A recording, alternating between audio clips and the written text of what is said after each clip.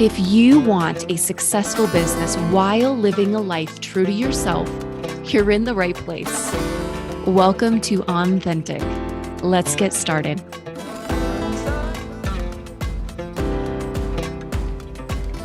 Today we have an awesome guest and not much of an agenda.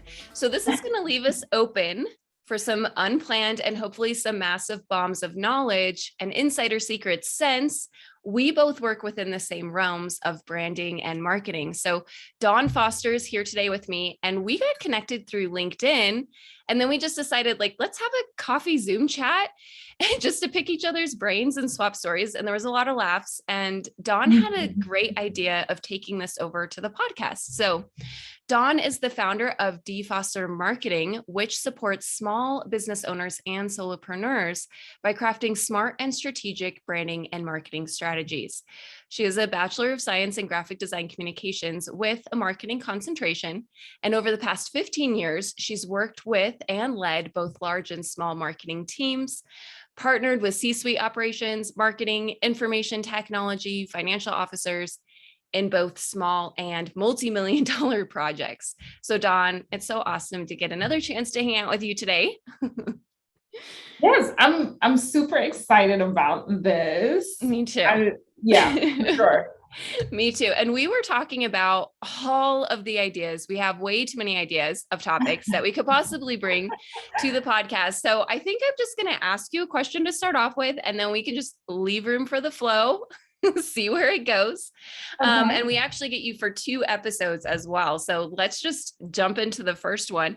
I'm curious because I have so many different clients, but overall, I see a lot of themes with things that they struggle with. Of course, I'm sure with all of your experience, you might even have even more deeper insight into this, but what are some or one of the top things or areas that your clients struggle with?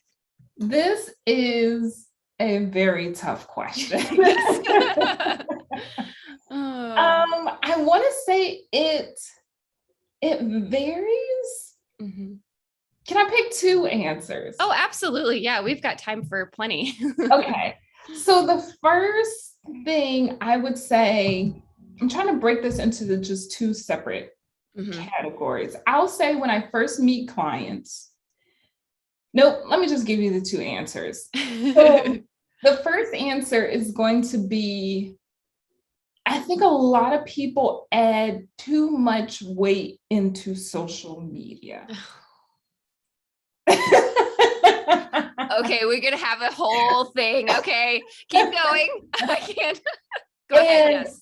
My second answer is, I've often run into a good amount of clients that have DIY'd their brand on their own, where they've watched a video or done something where they think they know, but there's a surface level to, like general practices, but there are so many layers to branding where you really need to dig in and do your research to see how it applies to your specific industry, your product, your service, your target audience, rather than just watching this video of this one person who did it one time. I would say those are my top 2. And then I'll pause there and figure out where we're going to go from that.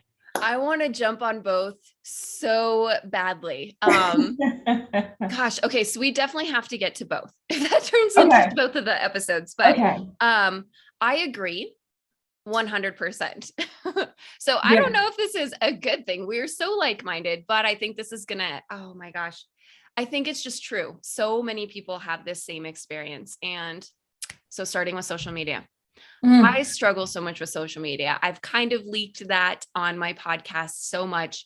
My clients, my past clients, people who are in like mastermind communities with me, this is a serious running theme. And I just went through experimenting with a course, seeing if it was for me. Cause I'm like, is it just that I don't know how to do this like in the right way? I just don't have the competence in it. But no, seriously, like I just have a really hard time struggling with social media, but I feel like every single business who just starts, anyone who has an idea, the first thing they do before branding, before website, before anything, is they go jump on social media. Yeah. It's good to claim maybe your Yeah. name, do as it as a placeholder, but they jump over there and then they just start doing. And I Yes. think that is the first priority, I guess, in marketing. So fill us in more on that scenario and your take on it. It's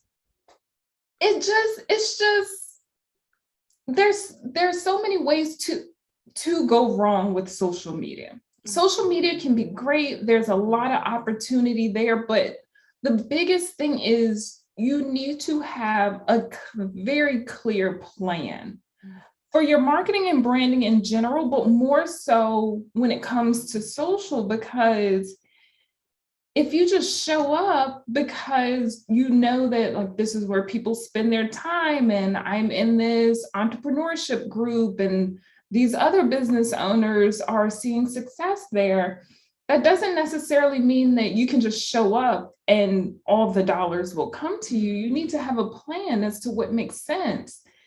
Is your audience even on that platform? What is your goal? Like, don't post just to post. You have to be intentional about it and measure your results. And why are you posting? To get people to your website? Do you just want followers? I see a lot of people hanging their hat on, I've got this many followers, or I want this many followers, or people are liking my posts. Likes and followers do not pay bills. Money, transactions, getting those people to sign up for whatever your product or service is what the end goal actually needs to be if you're playing on social media. Right. Nope, I'm gonna keep going. Keep going. Social media can also suck so much time and energy. So much time and energy. If you are trying to write content, design content, post it, engage with people, if you spend 3 hours a day doing that, at the end of the week, you've spent 15 hours. Okay, how much money came in from those efforts? What else could you have been doing? It's one of those things where it's just because you're busy doesn't mean that you're productive. Yes. And I'm big on, with my clients, I tell them, I speak in terms of resources for your business. That's going to be time or money. Both of them matter. So if you're spending a bunch of time on something and money, and if it's not bringing you the results that you're looking for, why are you doing it? That's why I say you have to have a plan. You have to be intentional. You have to measure your results. Otherwise, you'll get lost in this cycle and realize you've wasted your resources on something that isn't bringing money into your business. I felt the same way when I first started doing design. I'm like, oh, I have to have a presence online. And I think I felt extreme pressure because I wasn't doing social media planning or strategy, but I'm creating a brand. And so I was like, I have to have a presence on social media. No one would hire me to do branding if I didn't have social media. And I spent so many hours. And my goal was to get leads, like website traffic, but also I think a lot of my clients and I was using it, I guess, mostly for a credibility piece too. Yeah. I realized I'm like, oh, I just have to have this because it's expected of me to have this.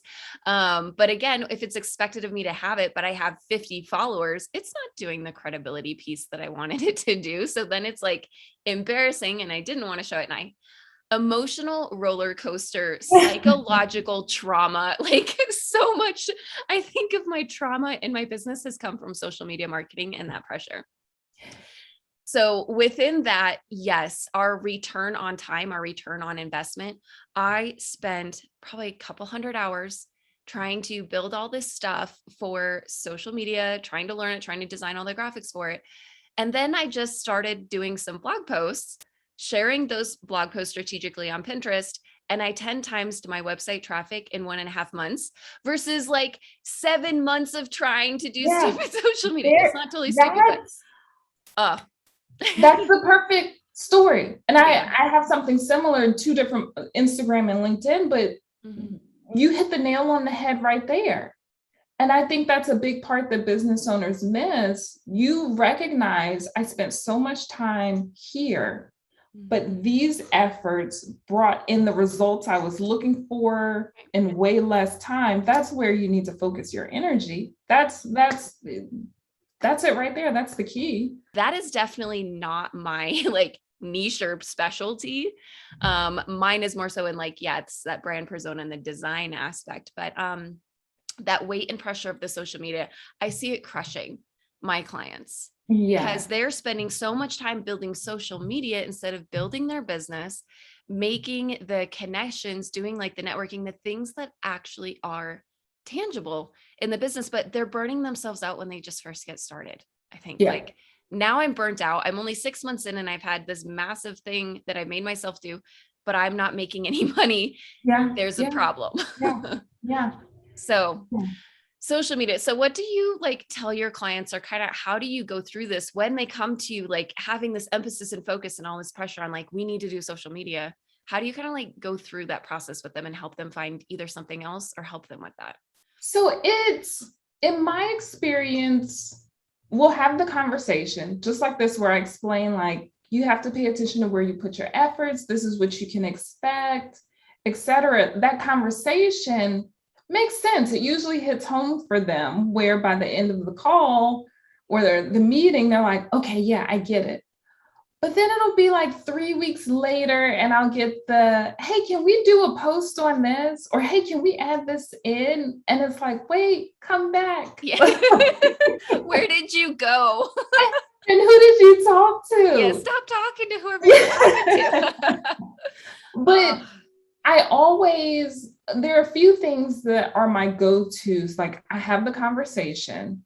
I'm big on numbers and measuring and efforts. So I can pull numbers and there it is in black and white as to what's working, what's not working. And usually it's those two that are my go-to of, okay, come back, like, just stay focused on what our overall strategy is. Our goal is, there's a book, I should leave it like here by my desk, the 4 disciplines. Basically, the book is about not getting distracted by what I refer to as the whirlwind of everything that it takes for your business to operate. Stay focused on a set of goals. And if those efforts don't support those goals in some way, you kind of got to like let it go or reprioritize. If you have an overarching goal and social media is 3 steps away from the heavy lifting of that goal, you have to leave it in its place and still prioritize those things that are ahead of it. Yeah. That, honestly, I need to look up that book.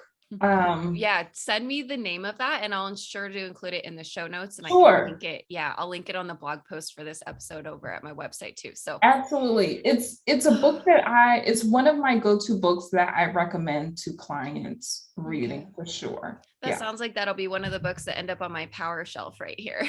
Yeah. Like, I just have these books that I grab to refer to clients, or just like ones that I want in my eyesight so that I'm consistently remembering to implement these things that I learned from the book, or those are the books that I reread too. Like those are the ones that are like, I need to reread this like once a year. Oh, so I had an episode and I've developed this concept for myself, but I'm not as good as applying it as I should be. I have to remind myself all the time, but I get so caught up in business. I'll learn something new, or I'm starting something new or branching out. And it's like, oh, I've got all this conventional wisdom of here's how it's always been done.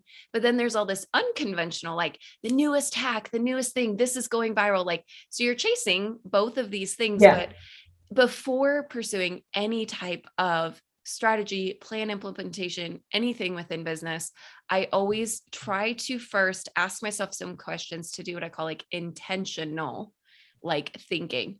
What is it that I want to get out of this episode, this book? And like, where am I going? Like, what is my path? What is my goal? And is this going to help me? Because I might read something new and get really excited about something and want to start diverging. It's like, no. That's a side goal that needs to be put for next year, the next 5 years. Like, wait a minute. But yeah, within social media, I think that why it's so hard to get everything off the ground at first is we are putting way too much of our limited resources in way too many baskets.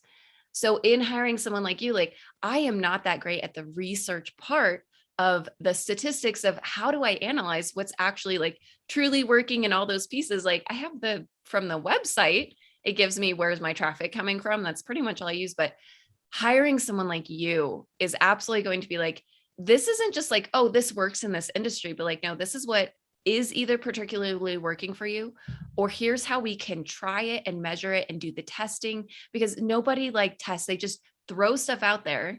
And the only way that they know what's working is if they stick with it long enough to Yes. actually see the results and not change the recipe as they're cooking it like 20 times. Yeah. I have Yeah. a tendency for doing that, but I think I see that in my clients too. Like, it's like, oh, I started something, I've done it for a week. Now I'm ready to go implement something else. Whoa, whoa, whoa. Hold Yeah. on a second. I know why you're tired. I know why you're confused. I know why you're struggling. Starting off there. So, within social media, what other areas of marketing do you see that are successful or that you like working with your clients in? Because there's so many different ways to drive traffic. I recently recorded an episode. It's not live yet though, on just like here are all the ways, because some people don't actually know what does this terminology mean, or what are Yeah. all the ways so that I can pick maybe intuitively what's authentically going to work for me. So what other areas do you think are good for people who are startup or further into business? So I have a handful of marketing tactics that are going to work for just about every business. It's really catering it so that it makes sense for you. So let's take email, for example. I love email marketing. I hear so much about email marketing. I tried to build it myself, but it sounds And like a game changer. it's one of those things where automation, email marketing automation, I should say. Yeah. With automation, you can set it up.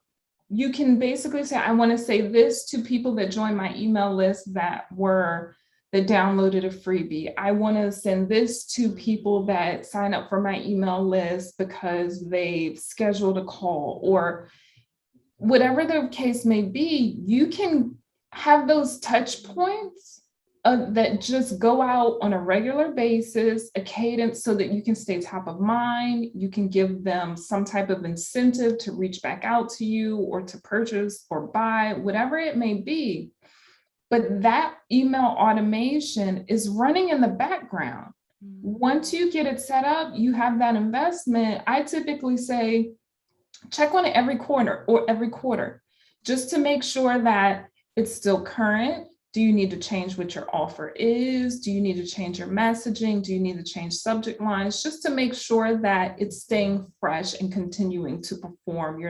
It's not outliving its shelf life. But I've seen companies move numbers in terms of revenue by putting in email marketing automation systems. It's also one of my favorite tools because depending on how big your list is, the cost to have an email marketing platform is typically super reasonable in comparison to a lot of other marketing opportunities. So I'm a big fan of email marketing, a big fan of it. Yeah. The second one is some type of loyalty or referral program. Typically works for just about every business, most businesses. Word of mouth referrals is your best form of marketing. So why not put something in place to incentivize your customers and clients to do that marketing for you? Yeah, those are two that I think I are love winners. them. They're what some people might be considering traditional, or I'll do that later once I've Yeah. had a certain success on social media first. But truly those are the avenues that are going to convert so much better. So the email first, again, you own that platform. But as soon as you're just talking about this automation, I feel this release of like, oh, I don't have to create and post something 3 times a day at this particular time. Like it's literally, I love the more automation feeling. Everybody's like, oh yeah, I want to automate my business. But then we get excited and we commit ourselves to these things that are entrapping and imprisoning us and soaking up all of our time and Yeah. not paying back. So I will preach email, although I had built a small email list at some point. I changed my business model and I haven't come back to that yet, but that is my focus. Thank you for reminding me to like make that a bigger priority. But for my business as well, if I had actually sat down and said, what is helping me make my business? It would have been word of mouth referrals. I was on Upwork, but now I hardly, rarely ever take a client off Upwork. It is all word of mouth. But literally within my business, if I had just focused on that aspect of it, I would have been making a lot more money. I would have had a little bit less struggle because I was focusing all this time on all these other things, creating all these other things in the social media platforms, truly just working on old school business model. That's why it's worked in the past. Even though we're moving into the digital area, it's working now. And exactly what you said, we need to incentivize or even ask them. People might naturally do this, like if it just happens to come up in passing, they've had great success, they're talking to someone in some group, it might naturally come up, but it's like testimonials. People love this great result that we have, and they might be sending emails back and forth as they're like, this is great, it's so much better. Oh, wow, look at all this, I love it.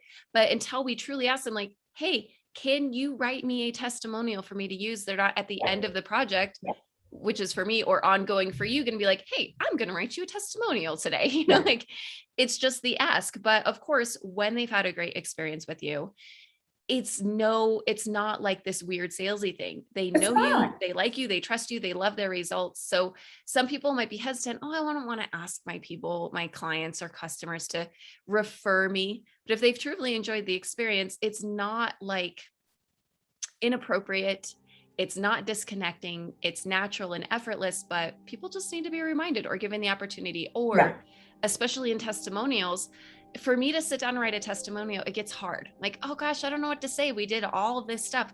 What does she want to hear? What does she want me to say? So I have questions. So same with the referral, like here's exactly, either send an email or send a text like, oh, I don't have to think about it. It makes it easier for me to do that. So not something that's like too salesy or becomes gross. I've heard horror stories of, I think, especially like kind of in the real estate realm, sometimes of people who take that to an extreme. But if you feel comfortable or push yourself to do a little uncomfortable, it won't be that uncomfortable. But I guess the part of the extreme that I'm just thinking of, just so I can be clear and specific, is essentially when people say that they're doing something for a different reason. Like, oh, I wanted to reach out to you to see how you are. Oh, by the way, don't forget to tell your friends about me. Like, okay, you really didn't call me to see how my house was and how I'm doing in my house. But if you had called me and then sent another follow-up email, I'm so great. I'm so glad the house is going. But just another day later, a few hours later, or right after, like, so great to touch base. I'm glad the house is going. If you need anything, call me. But if anyone else needs anything, like, be sure, here's my contact info. So genuinely, authentically doing it. Yes. So you hit on a lot of great points there. Even back to email, you said something about social, building your list, emails, and audience that you own. That's even more of a reason why email should be part of your mix. So think about it this way. How many times have you followed someone because you saw something and it looked cool at that moment, but you plan on coming back to it? Or someone says they're right in front of you and they say, oh, I'm on Instagram, and you follow them, but like more so, I'm being nice. Yes. And even with social, even after I follow you, that platform is going to decide to show me what it is that you post. With email, you have way more control over that, because there's no loss of interest and time. If someone signs up for your email list, you can tell them immediately, like, glad you're here, and start building that relationship. If you want to get in front of them in 4 days, you don't have to rely on that platform showing them, right? You can email them 4 days later. The other great thing is, that for the most part, people on your email list, they have clearly said, yes, I care about what you have, what you offer. I want to learn more. Those people are typically further down the funnel and closer to conversion than your social media audience as well. Yeah, they're much warmer. They're even hot. Yeah, they're ready, exactly. Or they're close. Yeah. Yeah. And as you were talking about referrals, you're right. Like, the bulk of my business, the easiest clients to actually turn into a client are the people who have heard about me. Someone told them about me. So just like with your posting on Pinterest, your blogs, why wouldn't I spend more time and effort into continuing those relationships, or getting a referral, or that referral program, if I know that that's where I get the bulk of my business from? Yeah. This might be embarrassing for me to say, but I guess I love it. Tell me. I know. Okay. So here's something I did recently. And I was like, I even said it in the email. So I was like, this is really embarrassing that I have not done this yet, but I've been in business for over 3.5 years, coming up maybe 4 soon. And I have had many people who I've talked to directly who were interested in my service. Some of them might not have been ready, but many were past clients, or, hey, some of my clients, we just start working together and they're still like, oh, hey, here's my buddy so-and-so, he's also looking. And like, I had so many contacts, over like 80 emails, who I have spoken with these people directly, and I had never sent an email of like, oh, happy holidays, or happy new year, or, oh, I'm rebranding, oh, here's my new website, or I have a new offer, or I'm like, nothing. Like, I haven't even reached out to be like, how's business going, to my past clients. Like, sometimes it happens naturally. They need one more thing, or I see something, or because also I'm still a contributor, website designer, builder. If something's going on, I'll see it and I'll let them know, or anything. So like, those are the only communications that I had to continuing to foster those relationships with these people. So I didn't think about ever reaching out. And I'm like, now intentionally, maybe it's not every month, and I'm not like spanning them as an email list, but just reaching out, like, here's what's going on with me and my business, telling a story. Like, it doesn't have to be some big campaign. Oh, you're now on a list, you're going to get all my stuff. But truly just continuing to cultivate those relationships, they're going to know and remember, yeah, my great brand and websites with Monica, but fresh of mind. Oh, you know what? Actually, so-and-so just told me they were thinking about starting something, and just send off an email. So again, it's genuine. I truly do want to stay in connection with these people, because oh my gosh, I've had great friends, great relationship. I'm sad at the end of projects, because unfortunately, I think my business model is very much like, I come in, this big heavy lifting, the construction period. Now it's like, okay, go live in it now. And I guess I have to say goodbye. So I'm really excited when clients sometimes need an additional item. Like, man, I miss talking to you.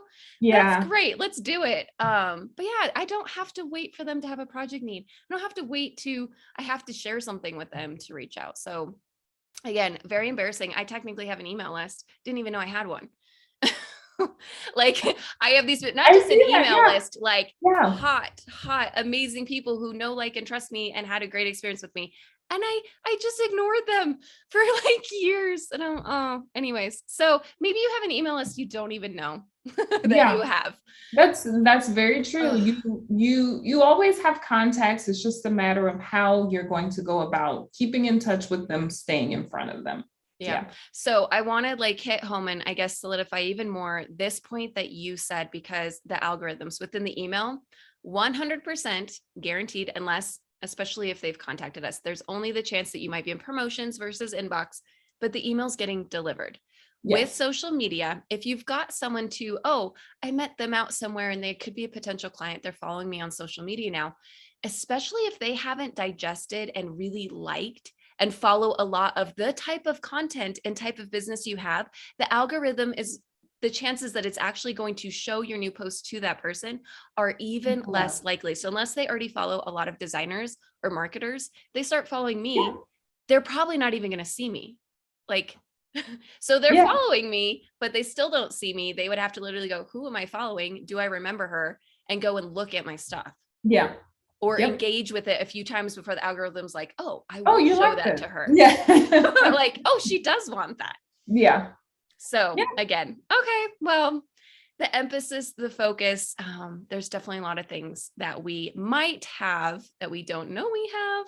But I think in navigating and making these decisions for ourselves, that's why it's so amazing to hire someone like you within like, here is this overall marketing strategy. How can I make what works crazy good for almost all businesses work for your business? How can that get built out? But the cool thing, like you said with the email, it's like, it's not this ongoing thing.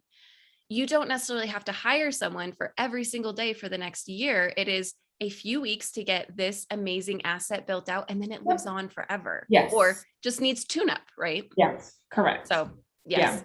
So if anyone is struggling with that, highly recommend reaching out to Dawn, and she can get on a little consultation call and have a call about that for sure.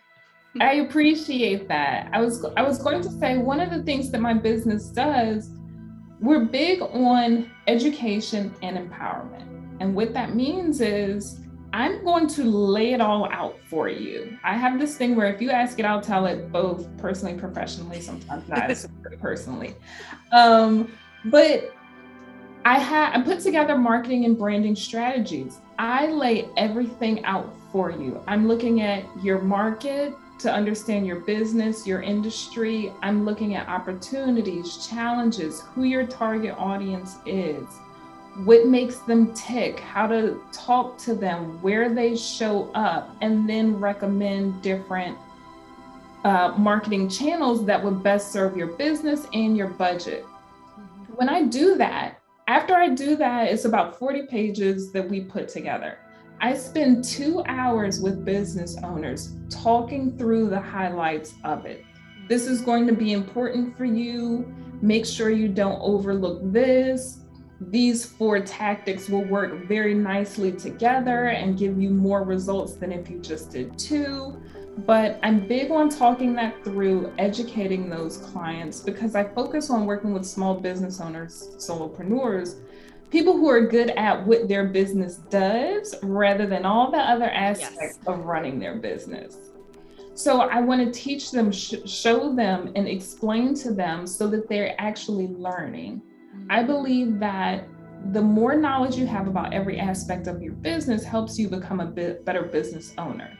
So if you have a decision to make when it comes to business operations, you clearly understand how this ties into your marketing and branding so you can make a better decision.